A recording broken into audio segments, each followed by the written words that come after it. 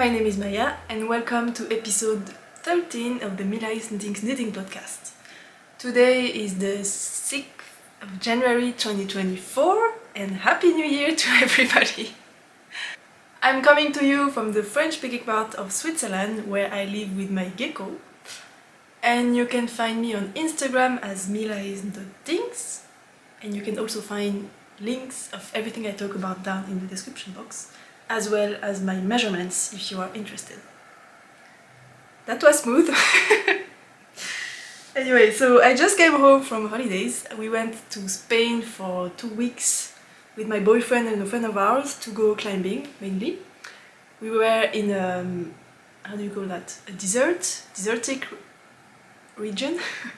So it was mainly sun and not a lot of rain, so it was super nice because here in Switzerland it's usually very gloomy and cold, but not enough to get snow, so it's just sad during this season. So I'm just super happy I went to find the sun during this time. I'm actually tanned, but only on the back, because when I climb I'm usually facing the wall, so the sun can only hit my back, so I look white from the front and I'm tanned from the back. Anyway, I will talk about those holidays at the end of the episode, but first let's get into the knitting for today. So I did knit a lot during the holidays. I mean, as much as I could, considering I was climbing half of the time.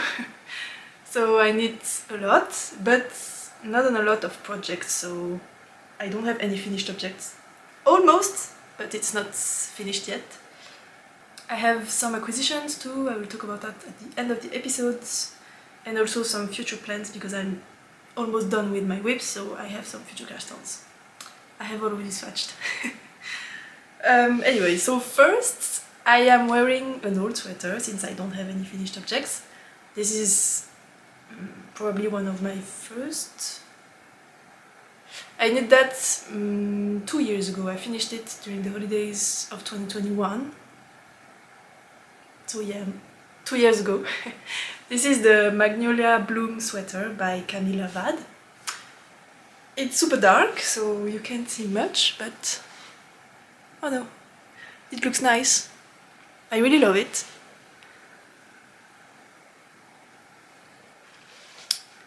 I'm still wearing my pajamas. I love them, so please admire them. So yeah, it has, I don't know how you call them, not bell sleeves, but larger sleeves. It's cropped, my belly button is here, and I really like it. I knit this using Och Eir Nutiden yarn in the colorway Sade. I don't know how you say that, sorry. And I held the yarn triple on super big needles, I don't remember, maybe 6mm or something. And I thought I would use a lot of yarn, but I didn't. I think this is like 350 grams, so I have a lot of leftovers, but I know what to do with them, so it's okay.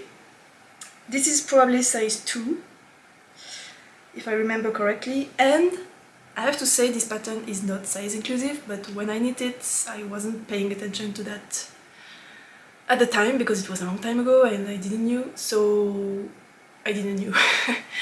But yeah, I wanted to address that. It's not size inclusive. I think the biggest size is 146 centimeters, which is this many inches. And this is supposed to be worn with 10 to 15 centimeters of positive ease, which is maybe 4 to 6 inches, I think.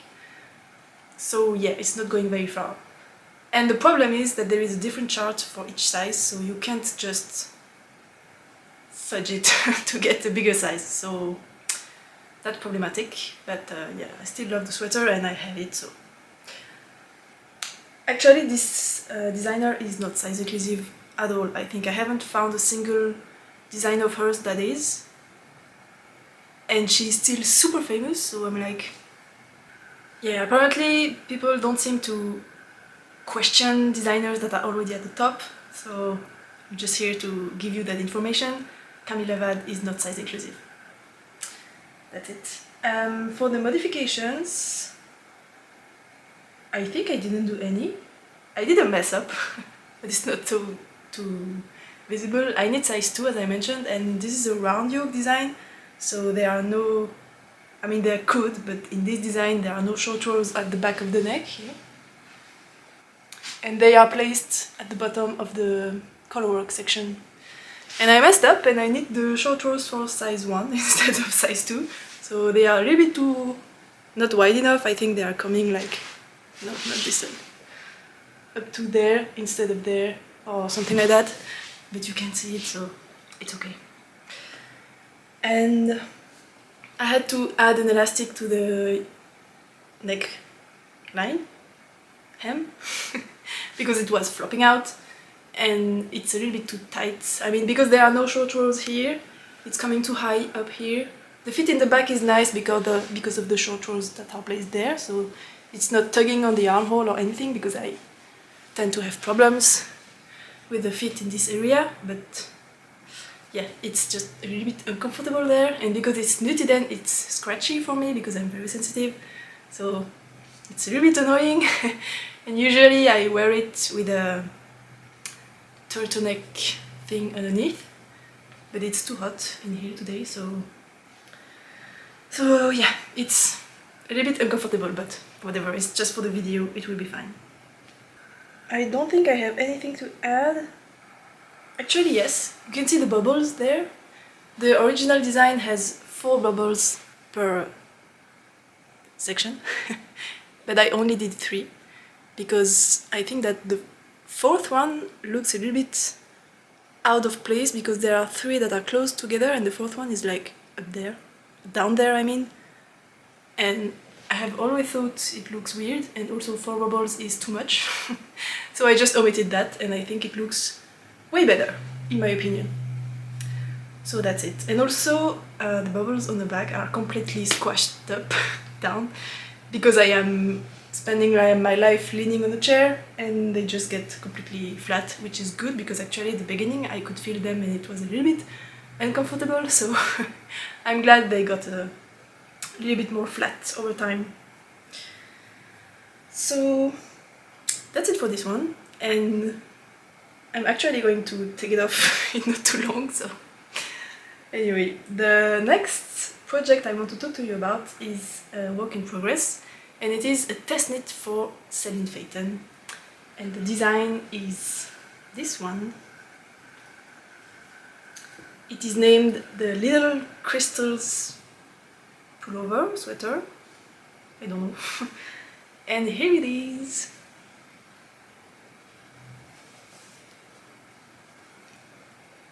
Wow! I like it so much. It looks gigantic, because it is.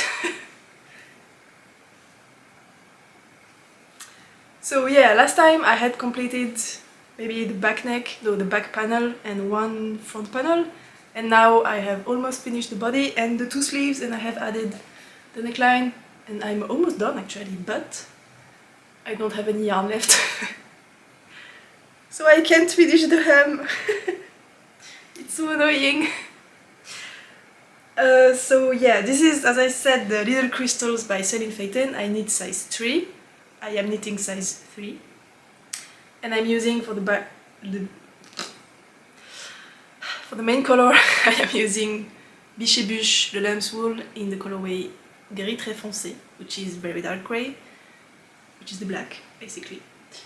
And for the contrast color, I'm using Nutiden, the same as this, in the colorway Amanita. This is what I have left. And I'm holding it together with this, which is a light fingering BC Garn by Shetland, I think, in the colorway, I don't know it's a number, but it's red, basically. Holding them together, because otherwise doing color work with this single strand would be super annoying, so I'm not doing it. And yeah, this is the result.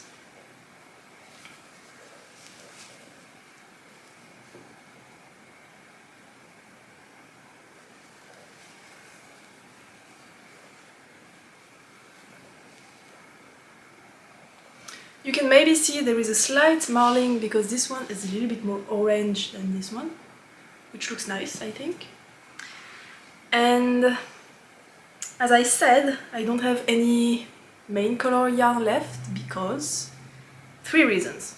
The first one, I sized up. I was supposed to knit size 2 according to my upper bust, like the very smaller range of size 2, but because of my bigger trapezius neck, back, shoulder area, I sized up to size 3. We had a discussion about that with the designer and we decided it was the best solution for me. So I had to size up, and I decided that after buying the yarn. So if I followed the meterage, I should have just enough. Maybe if I had to unravel the swatch, which is here, it would have been fine. But I noticed my balls were not 50 grams, but more like 47, which is super annoying, and so I definitely didn't have enough yarn. And the third reason is I decided to add pockets.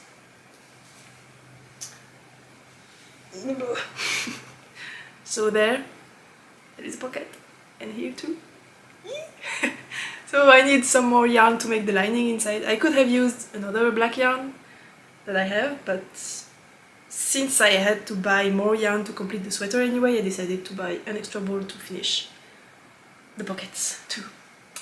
So yeah, that's where I am, and the deadline is on next Wednesday, which is the 13th. I don't know, I have no idea. If it's not that, I will put it somewhere. So, and the yarn will be there on Monday. I had to order it while I was on holiday because I finished the yarn I had, actually the red yarn, because I didn't take the second ball with me, so I had to stop in the middle of my holidays. And I realized I didn't have enough black yarn either, so I had to order while I was away. And I hoped it would be there by the time I came back, which was yesterday, 2 days ago, but it didn't, and it's coming on Monday only. So it only leaves me 2 days to finish the sweater. I can't finish the hem, and I don't need the pockets to assess the fit, so it's okay. But it won't be dry by Wednesday, so I don't know.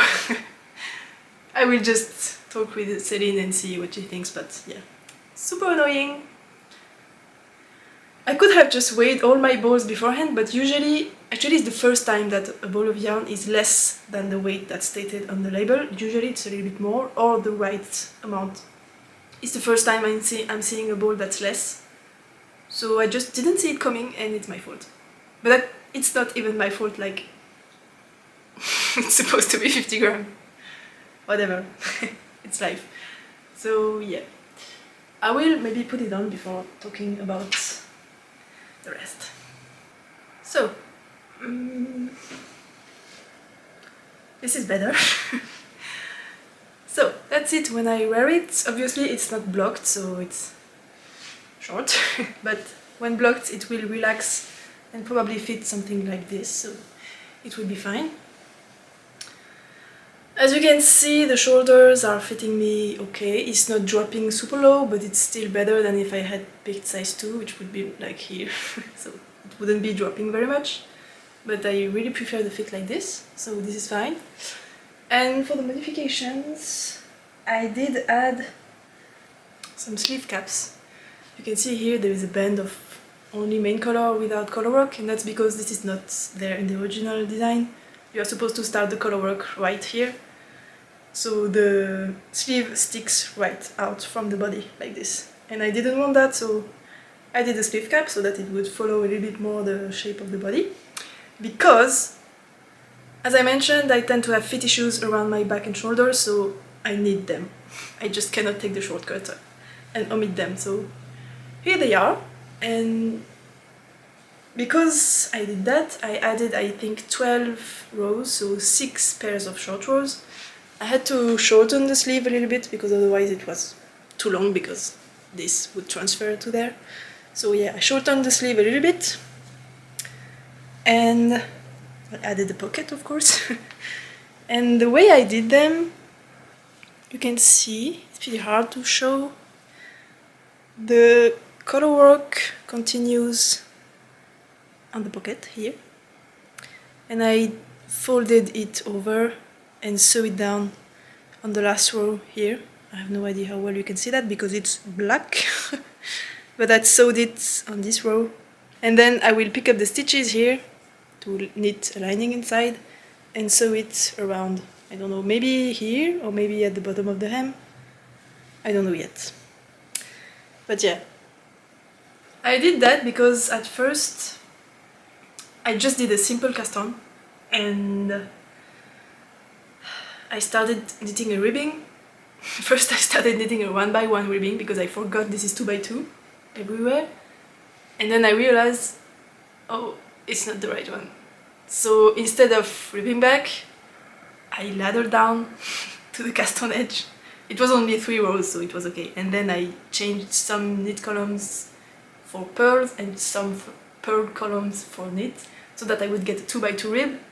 I did like 4 rows, and then I realized I didn't change my knitting needle size for the ribbing, because this ribbing is knit on 3.5mm needles, while the main body is on 4.5. So the ribbing would look sloppy, and I hate when the border of the hem of a pocket just slopes down. I hate it. So I thought, I can't just ladder down and knit again with another needle, because I will have an excess of yarn at each row that I don't want to have to cut and seam or whatever, so I had to rib back. But I didn't rib back far enough because I didn't want to do the cast-on again, so I only ribbed back to the cast-on. And then I realized, if I want to make either a double knitting or a double folded edge, I need double the amount of stitches. But I don't want to frog another row. So I kept the same cast-on 30 stitches, and then I cast on 1 stitches in the middle of each of those cast-on stitches to get to 60. While I was doing the first row, I did that only in stockinette. And then I knit straight for like 6 rows until I got to here. And then I picked up the live stitches up here, knit 6 rows on a smaller needle, because I again didn't want the pocket to flop out. So I used the 4mm needles, I think. I knit stockinette for 6 rows, only in main color, and then I sandwiched them together on the broking needle for the whole body, and then knit back. Is this even making any sense? I have no idea, I'm sorry. This is probably so confusing, but yeah. This is what I did. And the shortcut to that is just knit your last row, put some stitches on hold for 1 pocket 30, do like a Judy's Magic cast-on or a Turkish cast-on, whatever, for 60 stitches, like half the amount you put on hold. Put like half of them on a spare needle, knit for 6 rows, pick up the stitches from the spare needle, knit them for the same amount of rows on a smaller needle, and then knit all of them together and continue knitting. That's it. That was, I think, a little bit more clear. So yeah, that's what I did for the pockets. And another modification I did is I changed the color for the inside of the neckline, because this is non-superwash, very rustic yarn. It's lamb's wool, as I mentioned, and even if it's lamb's wool, it's not soft. I mean, it's soft to the touch, but it's not soft to wear next to skin, I think, in my opinion.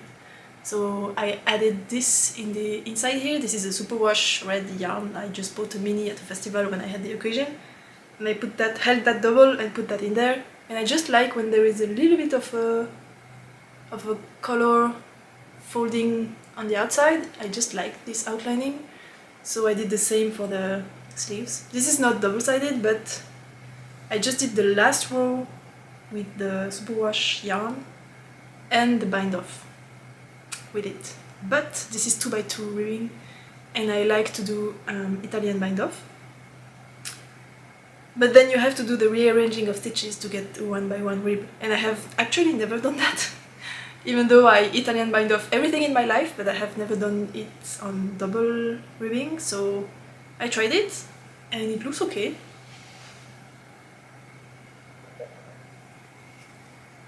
I mean, you can kind of see it's not as neat as if it was only 1x1 rib with an Italian bind off, but I think it's okay. So I will do the same here at the end of the hem, and I just love it. I'm super happy. So yeah, that's it. And oh yeah, the last thing with the sleeve caps, I'm not a fan of the big black blob here. That was hard to say. Big black blob. And I'm considering maybe doing some duplicate stitching and take this little diamond shape and put it up here. I have placed some markers to indicate the middle of each of these diamonds up here, and maybe I will duplicate stitch. Can you see that? I put a black marker on black yarn. There is one there, one there, one there. Of course there will be more diamonds, but maybe I will do that, maybe not.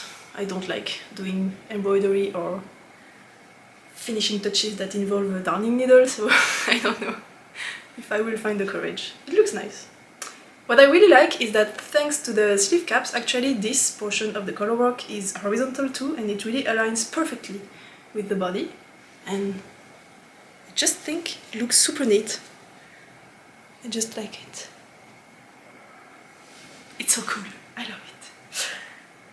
And yeah, I just have to wait for the yarn to arrive, and I don't want to unravel my swatch yet because this is blocked, and since this is a super grippy yarn, I know some red fibers will get stuck in the black yarn, and I don't want to have like red heathering happening here because this will not be as black as the rest of the yarn. So I will save this swatch, the yarn in this swatch, for the inside of the pocket where you cannot see it. Yeah, I could do that now, but maybe tomorrow. Whatever. So that's it for this project. I will change back to my other sweater. So my next project is self-drafted. It's a wrap. It's a wrap! I already showed it in the last episode, if you remember, and this is it.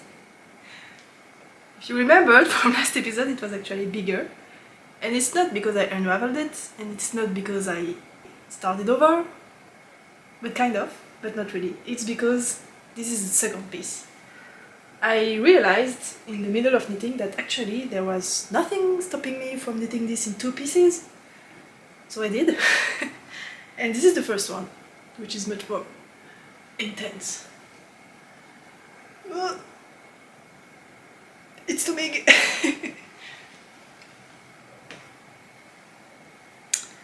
So it's huge. It's way too big for the stitch holder it is on, but that's what we have for now. And this is a lot of knitting because this is half brioche, and yeah, it's taking ages, but I love it so much. It's so nice to knit on. I'm sure I'm going to lose my stitches. I did. It's okay. No, it's not. Okay, crisis averted.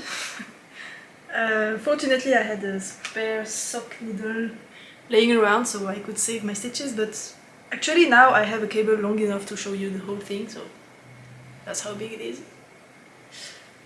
Yeah, it's huge. It's like my wingspan. So yeah, this is, as I said, self-drafted. This is the right side and here is the wrong side, but it's brioche, so it's just... Ooh, hi, some ends! It's double-sided, so whatever. It's so cool, and it's so drapey, and this is even blocked yet, so yeah, just so happy about it. Oh, I love it! I'm so excited. But I will take the other one to show you because this is super... I forgot the word. Encombrant. Learn French with me. It's encombrant. I'm doing a mix of garter and brioche, and the reason I'm doing that is because I wanted to, and also I am using leftover yarns, and I just wanted to find a way to use it up completely. Because it was stressing me out for more than a year. I don't like having leftovers, especially if it's like a big quantity. So the yarn is, the contrast color yarn, I mean, is those 3, which are Ching Fiber Dashing Sassy, in the colorways, this is titanium, this is whale, and this is blue, sky blue. So sky blue, pretty blue, variegated with cold speckles. This one is whale. It looks like a whale actually, like a tonal blue with some silver shades, and this one is like complete silver with purple and blue undertones. I really love this one. And I had 90 grams of this one, 90 grams of this one, and 50 grams of the sky blue, this one. And I wanted to use them all. I also had 3 skeins of this, which is silk and yak blend. It's Naturalen Yak and Silk by Acrophile, which is a French brand from around my area. It's super luxurious and soft, super... I need to sneeze. Oh no, it's not coming. Yeah, super luxurious and drapey, I love it, and I bought it to pair it with Nutiden, but then I realized it wouldn't give exactly the effect I wanted, which would be a shame, so then I decided to use it with these yarns that are also like a merino or silk blend or something, which is also super drapey, and I thought it would work well. So I had a weird amount of yarn. I had 300 grams of this one, and then little big leftovers of the other one. Did I mention I used the blues for my West Knits MCAL from last year, the twist and turns shawl, mystery knit-along shawl thing. And so I wanted to let the yarn shine, so I didn't want it to only use it in garter sections, but because in the garter you can't really, I mean you can see it, but you cannot really see the variegation happening, so I wanted to have something that would really showcase that, so that's why I chose brioche. And I wanted to have a darker background color, so that's why I chose the grey. And this is actually a very warm toned grey, like really just grey but warm toned. It's almost a tiny bit beige, but not really. And it's just making the colder colors pop out, so it works really well with blue. And here you can see the very beautiful variegation in the sky blue colorway, or more tonality than variegation, and I just really love the effect. And you can see the same in the blue here.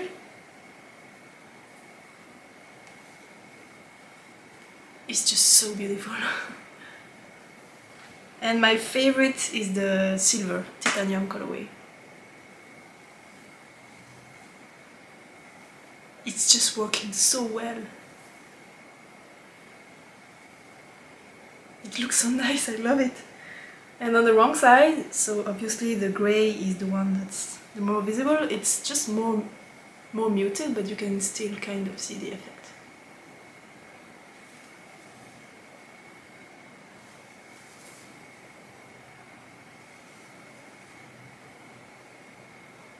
I really love it. So as I said, I realized, since I want this to be like a big rectangular shawl wrap, why don't I just knit 2 halves and then connect them in the middle? Because this is supposed to be like a big thing you wrap yourself around. Who's gonna see it if there is a seam in the middle? Nobody. Not even me, so I don't need to have to carry this around everywhere with me to knit on it. I can just cast on the second half and knit on a smaller thing until I'm done, and then do a 3 needle bind off with the live stitches on both of them and have a gigantic end result without having to carry around in that state with me, which is, I think, pretty cool. Pretty glad I got that idea. Camera cut me off. Battery change. So as I said, as you can imagine, this is a lot of knitting, so it will take ages until I finish it, but yeah, it's okay. I just love knitting on it. It's like a mindless but not completely. I just love it. It's actually quite tricky for the yarn management because I want to use up all my leftovers, and as you can imagine, each section is taking a different amount of yarn because they are getting bigger. And I just tried out a lot of stuff because the first sections of brioche I started by doing them thinner. This one is pretty thin, and then the next one, the blue one, I did a little bit thicker, and then I added one more repeat again, and then again one, and it's getting bigger. But then I realized this one, the blue here, is a little bit too big, so I did one less. So I'm just trying out stuff as I'm knitting this. It's just super cool. I just love it. And yeah, I'm writing down my yarn usage so that I can replicate it on the other side, but then I don't have enough yarn to do exactly the same color placement, so I have to do some calculations, and I want to make the same width for all the brioche sections this time, so it's not gonna use exactly the same amount. So yeah, it's a little bit complicated, but I'm really enjoying it, and yeah, it's keeping up my attention, and I like it. And I had someone message me saying they would actually like to have this as a pattern, and I've been considering it. I've been taking notes, and I have been especially thinking about it because actually it's a lot more trickier than I expected. Like, I know how to do brioche, I know how to do garter, I know how to do increases in both of those, but actually to get a very clean transition between the brioche and the garter, and from the garter to the brioche, it's not that easy. Like, there are a lot of possibilities because brioche is double-sided and you have the main color and the contrast color, and to not get blips of color on the wrong place, it's actually not that easy. And I had to do a few tries to find a way to get a smooth transition, because here I consider this the wrong side, but there is no really. They are when you end a brioche section and then you get to the next one. I don't know how well you can see that, but there is this happening here that I don't really like, and it's only in the last that I found a way to make it way less visible. You can still kind of see them, but that's the best you can do. And yeah, it was not that simple to actually find a solution for that, and there are other ways to make it even worse that I chose not to do, fortunately, but yeah, not that easy. And I also did a little trick for the cast-on. It will be easier to show on the other one, because it's there is an I-cord edging, and I wanted it to be seamless.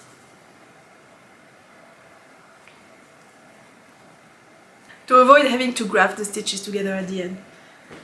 There's that, and also, as you can guess, for the garter, the increase rate is not exactly every row. I started doing that and it didn't work out because the border here was a little bit sloppy, so it was not really straight. Don't know. It's more visible on this side. Yeah, the brioche increase and the garter increase were not lining up, so I had to do a little fudge. And so that's kind of getting a lot of little tricks to really get a nice overall shape. So, and also the yarn consumption for every section, and just the indications on how to switch from one section to the other.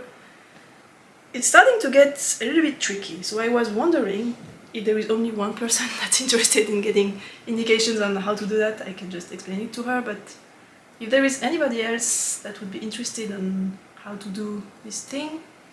I'm also thinking you don't need to do a square or a rectangle as I do, you can just do 1/2 and have a triangular shawl, which would be much less knitting obviously, but still looks nice like that, I think.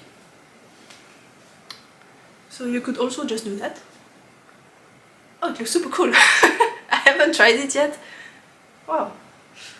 So yeah, that would be like a 2 pattern in one thing, and yeah, I'm just considering it. So if you have an input on that or have an opinion on this subject or would like to have a pattern written out or something, maybe just tell me in the comments or send me a message or whatever. That's it for this one. I would like to have I would like to have your opinion on it, even if you're not interested in the pattern. Also tell me, please, like really. I would like to know. Because also, this is super helpful to use up leftovers because you can like customize the size of each section according to the amount of yarn you have. And it could also be suitable for advance, actually, which is cool. My next work in progress is at the same time very small and very big because it's my granny square blanket. I've been working on it for a year and I already have like 50, 60 squares, I think. And I received, as I mentioned in my other episode, I received an advent from Olann, which is half superwash yarn and half non-superwash yarns. And I'm using the superwash yarns in my granny square blanket. And the non-superwash I want to cast on something else with, which I will show you right after this. But during my holidays, I took some of the superwash minis with me and I crochet some granny squares. So here they are. I have made 14, so one per day actually. And I'm doing a magic knot ball with the leftovers. My last one is in this bag, and this is this one. So I'm really loving this. I enjoy it. It's just granny squares and it's mindless and I like it. And I only have 2 more minis left because I don't have all the minis, because some of them got lost in the customs before getting to me. So this is the non-superwash that are left, and I have 2 superwash minis, this one and this is tricky and this one, and the others are missing. I'm missing 2 superwash minis and 3 non-superwash. So it's supposed to be a fade, but it's not fading because there are holes. But yeah, I'm almost done with this. And I think I will actually get the missing ones. But it's complicated because the dyer, Jess, she's first getting out of business. She's really closing down Olann. So there's that. And also she just had a baby. She was supposed to have it this year, but actually he came early and just before Christmas. So that's about the time I was spamming her, really nicely, but spamming her with mail saying, hey, did you forget about my missing minis? You said you would send me some, and I don't know, I just wrote to her every week to remind her, because I know when you're pregnant and going out of business and the holiday season and everything, I just know it's easy to forget, and I really wanted to have the missing ones. So yeah, I think I found a way, because I told her, she's been saying she sent a newsletter where she explained she was going out of business for good this time, and she said she was doing a sale with the remaining superwash yarns. She dyed everything she had and she put that in as mystery packs on the website, and she mentioned she also has a lot of cones of non-superwash yarns, so these. But she was waiting to find a solution to sell those, maybe to weavers or whatever, but they weren't coming on the shop just yet. So I messaged her, mailed her, and I said, I'm super interested in one of the cones, not on the superwash yarn, but I would love to have a cone. So maybe I could like buy a cone, pay for shipping, and you just throw the missing minis in there. And she said, that's actually a good idea. So she just said, I will just settle down with my new baby that came early, and once this is done, I will message you to like work out the details for this transaction, I guess. So yeah, I think I will send her a mail next week. And there's that. So I hope I will get the missing minis soon. But until then, as I mentioned, what I want to do with the superwash, non-superwash minis, and we are easing ourselves into the acquisition section, I bought this, which is Filcolana Peruvian Highland wool in the colorway, I think it's like charcoal mélange. I say that in French. Charcoal mélange is French, so mélange, mélange, charcoal mélange. I hate the local French accent. It just sounds so, like, how do you say that? Whatever, I don't like how it sounds. So yeah, I bought 10 balls of this. I actually need 20, but didn't want to buy 20 balls of yarn. I can just buy more. And I want to do a sweatshirt blanket by Laura Penworth. Everybody knows this design, I don't need to introduce it to you, I guess, but yeah, that's my plan. And all of these minis are actually more than 20 grams, like this one is 30. So I have more than enough to do more than 2 triangle squares per color. So I'm already getting a bigger blanket with that. And the cone I plan to buy in this base. Well, it's a cone.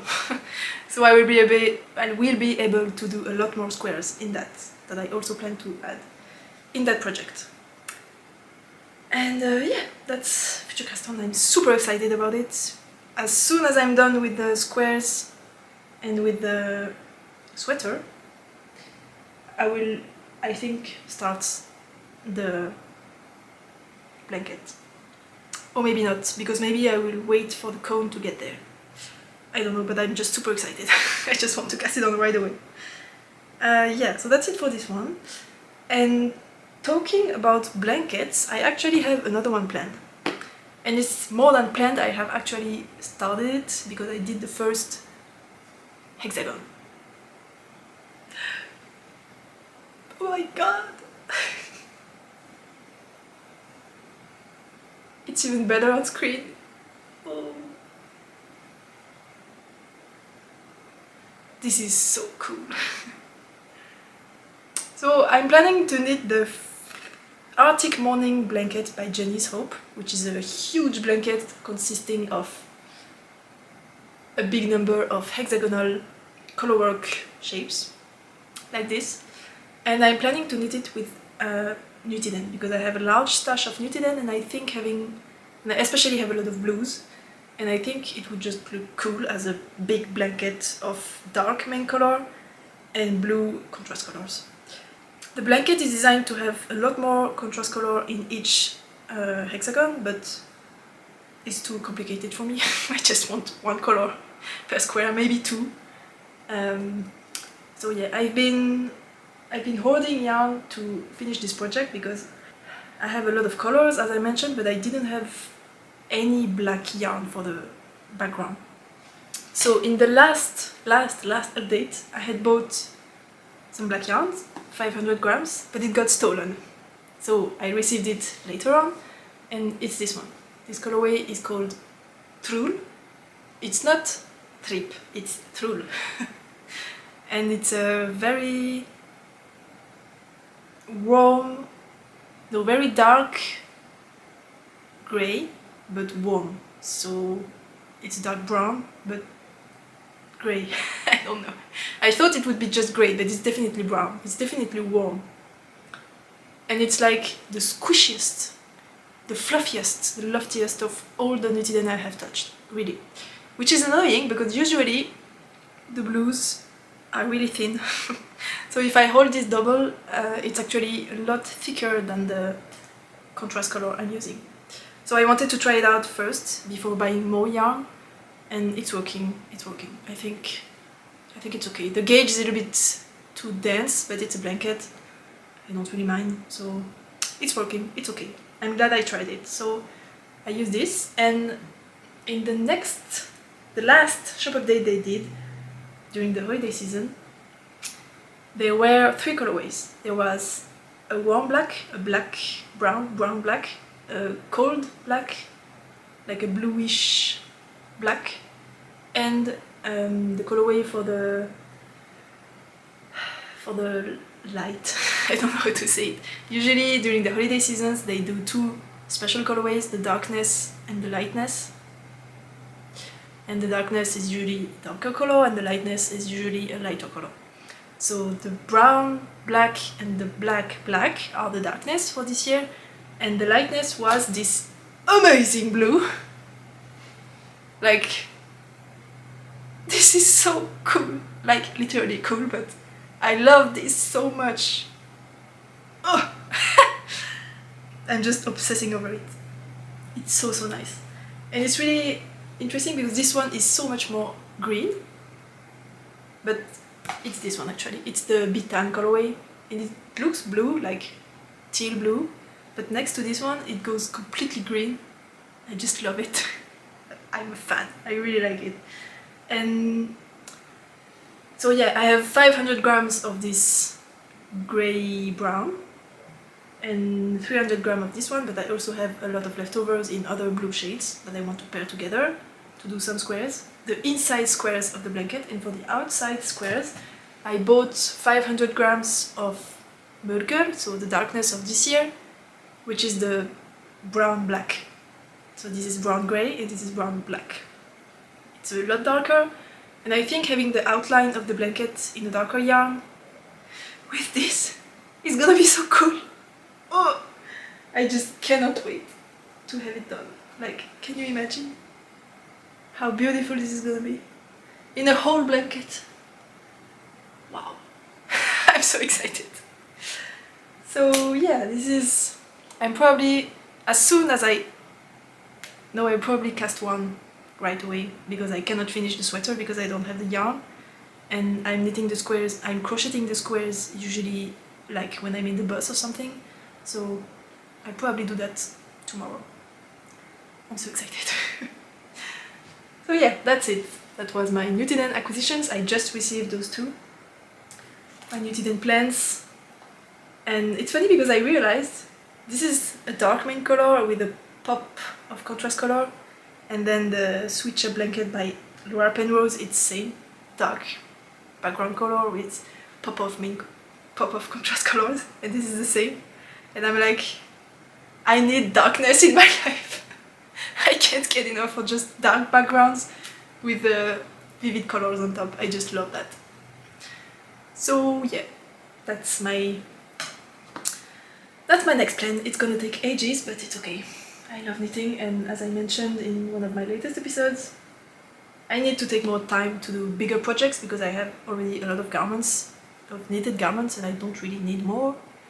So blanket it is, and knitting for others. And this is my last acquisition. This is sock yarn I have bought like at a big store, the big general store, I don't know how you call that. And it's funny because it looks so old school. It's like they are selling this for 30 years and they never changed the band or the whatever. It's just so old school.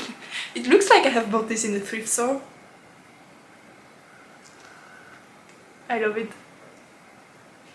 Big special Blauband. And what I wanted to try, first I liked the end outcome. Like, this is a super cool sock. And it's one of those yarn that come with a how do you call that? Like a thread that you hold with the yarn to reinforce some areas. And I've never tried that, but I had heard a lot about this technique and I wanted to try it. And this one has even two. So I don't know if I will make 2 pairs of socks or what, but super cool. I wanted to try that out, so I bought this.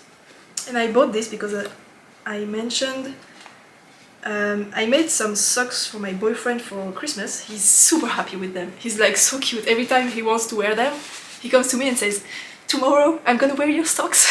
He's super excited. It's so cute. So yeah, I'm happy he loves them.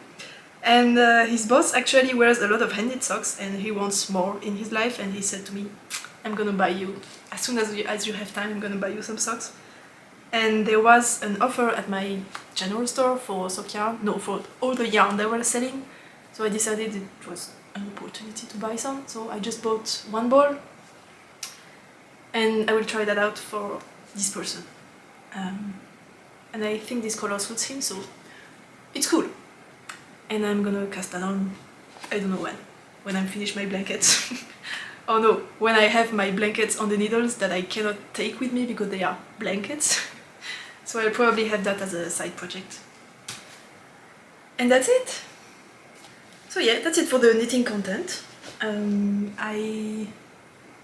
For the live segment, as I mentioned, I went on holidays in Spain. It was super nice. It was warm, but not too warm. Actually, some days it was a little bit cold because when there was no sun, it was like 5 degrees, so it's a little bit cold for me. But yeah, it was still super nice, super cool, and super happy. And I wish we could have stayed there, but we have to go back to reality at some point. I have some footage. I actually took a lot of footage from the landscapes around us. It was absolutely beautiful. We went to the region of... We were actually staying in a little town which is called Ulldemolins. And this name is so ridiculous. Like Ulldemolins. And I'm saying it kind of right. It's really how you say it. Ulldemolins. Anyway, and this really small village is at the middle of a lot of places, like world-class famous places you can climb to so it was really convenient, and we went to Surana, I don't know how you say it with a Spanish accent. Actually, they don't speak Spanish there, they speak Catalan, and not Castilian. There is a difference between the two. So yes, Surana, which is really famous. Like, the world's best climbers go there. It's just a super cool area. And we also went to Mörker, which is the same, like super famous. It's especially famous for there are different type of holes you can climb on the mountains. Like, it's a natural cliff and you just climb on it. And it depends on the type of rocks, the type of geological formations there are there, and it just makes a totally different kind of climbing. So Mörker is really known for its pockets, so it's like completely blank wall. There are no rocks or anything sticking out, but there are a lot of holes, and you just have to stick your fingers to the holes, and sometimes the holes are so small you can only put one finger. Usually it's a middle finger actually. And it's super painful because the edge of the hole is really, it cuts into your skin, and yeah, it's... Sometimes I'm wondering why I do that, because it's actually painful, and I have a lot of... I won't show you, but yeah, I'm bleeding from a lot of areas on my fingers. So there's this one, and we also went to Mont, which was actually the most beautiful of those three. I think it was just so amazing. And I've been considering explaining to you how climbing, lead climbing outside works, but I don't think anyone is interested. So maybe if you are, you can tell me, and maybe one day, if there is interest, I can do a side video where I explain how this works. Because actually friends have been asking, what are you doing on these cliffs? Yeah, it's a little bit complicated to explain, and I'm not sure it's very entertaining, so I'm not going to go into the details. But if anyone is interested, I mean, if enough people are interested, maybe I can do a video where I explain how all of that works. But for now, I will just show you the landscapes and maybe some clips of climbing, but I don't have much, because usually when I climb, I cannot film myself. And when I climb, someone is delaying me, so they cannot film either, because they are having my life between their hands, literally. And yeah, the third person is usually like eating or going to the toilets or something, so there's no real opportunity to get footage of me climbing when I'm outside. So I only have landscapes, but yeah, if you're interested in seeing more of that, just let me know. And there are always ways to film, you know. I can just set the camera somewhere, film the cliff while I climb, or whatever. So yeah. For now, I will leave you with those footage. I hope you will enjoy. And of course, the video doesn't do justice to how beautiful all of the landscape and sceneries were. It was just amazing, especially the sunsets. So beautiful. I wish I could go back. It's been raining non-stop here since I came back. So I will leave you with that, and the next video will be probably another podcast, or maybe I can do how do you call that? A knitting plans video for the end of the winter and the spring, because I think knitting is too slow to do a planned video for every season. Like literally you just have the time to put out the video, knit one sweater and it's the next season already, so why? So maybe I can do a video for the winter and spring plans. So I will now leave you there. I hope you enjoyed this episode. I never say it, but actually if you enjoyed it you can leave me a thumbs up. And you can also subscribe if you are into this content, and if you are interested in maybe seeing more climbing stuff, just let me know, as I said. And yeah, I think that's it. So if you made it this far, thank you. I'm very grateful for each one of you that watches my video. And I hope you have happy 2024 year in front of you. I hope you had a nice holiday season. I hope you find some time to do what you love. And I think that's it. So happy knitting, happy making, happy climbing if you climb. And yeah, see you next time. Bye.